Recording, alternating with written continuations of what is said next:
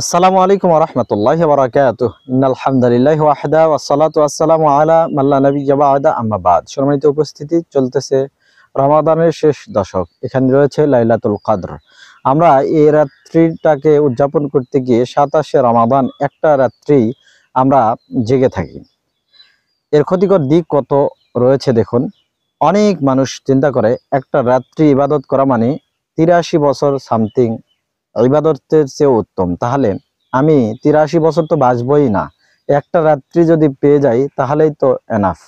তাই ২৭শে রমাদান সব কিছুকে ছুটি দিয়ে, সব কিছুকে পিছনে ফেলে এই রাত্রিটা পড়ি কি মরি এভাবে মানুষ জাগরণ করে আর মনে করে যে আমি লাইলাতুল কদর পেয়ে গেলাম। সম্মানিত উপস্থিতি, ২৭শে রমাদানই যে লাইলাতুল কদর বিষয়টা এমন নয়। আল্লাহ রাসূল মুহাম্মদ সাল্লাল্লাহু আলাইহি সাল্লাম বলেছেন, উরিতু লাইলাতুল কদরি, আমাকে স্বপ্নে লাইলাতুল কদর দেখানো হলো। সুম্মা আইকাযানি বা'দু আহলি, এরপর আমার কোন স্ত্রী আমাকে জাগিয়ে দিল।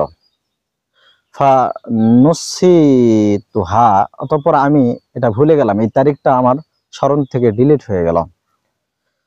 ফালতামিসুহা, অতএব তোমরা এটা তালাশ করো, ফিল আশরিল কাওয়াবিরি, শেষ দশকের সব রাত্রিগুলো। এই হাদিসে কিন্তু আল্লাহ রাসূল সাল্লাল্লাহু আলাইহি ওয়াসাল্লাম সব রাত্রির কথা ঘোষণা করলেন।